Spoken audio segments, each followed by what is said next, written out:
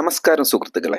France Norway മത്സരം. ഹാലൻഡിന്റെ നോർവേയെ France ഇത്രയും എളുപ്പത്തിൽ തോൽപ്പിക്കുമെന്ന് ആരും കരുതിയിരുന്നില്ല. പക്ഷേ വെറും 32 മിനിറ്റിനുള്ളിൽ നടന്നത് ലോകം മുഴുവൻ ഞെട്ടിച്ചു. ലോകകപ്പിലെ ഗ്രൂപ്പ് ഘട്ടത്തിലെ ഏറ്റവും ശ്രദ്ധേയമായ മത്സരങ്ങളിലൊന്നായിരുന്നു നോർവേയും ഫ്രാൻസും തമ്മിലുള്ള ഈ പോരാട്ടം. രണ്ട് ടീമുകൾക്കും ഈ മത്സരം ഏറെ നിർണായകമായിരുന്നു. ഫ്രാൻസിന് വിജയം സ്വന്തമാക്കിയാൽ ഗ്രൂപ്പിൽ ഒന്നാം സ്ഥാനക്കാരായി നോക്കൌട്ട് റൗണ്ടിലേക്ക് ആത്മവിശ്വാസത്തോടെ മുന്നേറാനായിരുന്നു ലക്ഷ്യം. മറുവശത്ത് നോർവേക്ക് ശക്തമായ ഫ്രാൻസിനെ തോൽപ്പിക്കാൻ കഴിഞ്ഞിരുന്നെങ്കിൽ അത് അവരുടെ ആത്മവിശ്വാസം ഉയർത്തുന്നതിനോടൊപ്പം ഗ്രൂപ്പ് നിലയിലും വലിയ നേട്ടമാകുമായിരുന്നു. അതുകൊണ്ട് തന്നെ തുടക്കം മുതൽ ഇരു ടീമുകളും ആക്രമണ ഫുട്ബോളാണ് പുറത്തെടുത്തത്. പക്ഷേ മത്സരം മുന്നോട്ടു പോയപ്പോൾ കളിയുടെ നിയന്ത്രണം ഫ്രാൻസ് ഏറ്റെടുക്കുകയായിരുന്നു. കളി തുടങ്ങി ഏതാനും മിനിറ്റുകൾ മാത്രം ഇരു ടീമുകളും പരസ്പരം പരീക്ഷിച്ചു നോക്കുന്നതിനിടെയാണ് ഫ്രാൻസ് പെട്ടെന്ന് വേഗം കൂട്ടിയത്.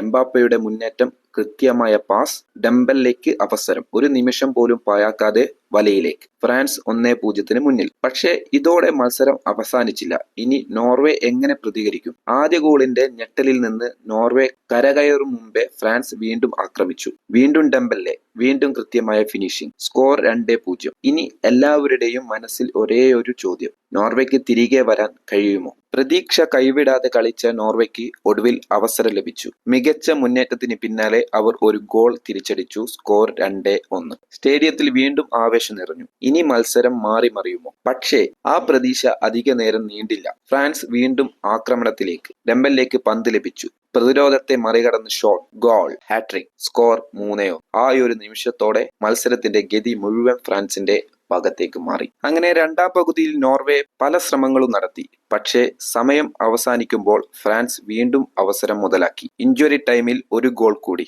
സ്കോർ 4-1. റഫറിയുടെ അവസാന വിസിൽ മുഴങ്ങിയപ്പോൾ ഫ്രാൻസ് തകർപ്പൻ വിജയവുമായി അടുത്ത റൗണ്ടിലേക്ക് മുന്നേറി.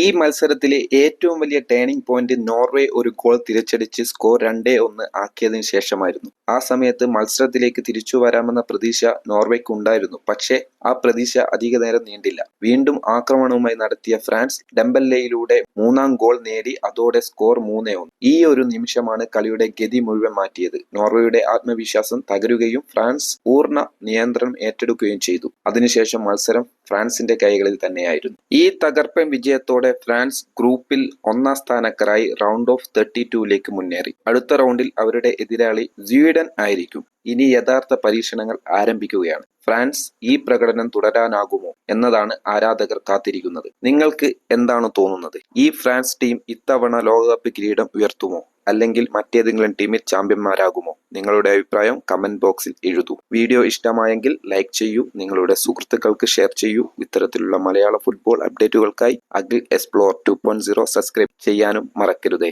നന്ദി.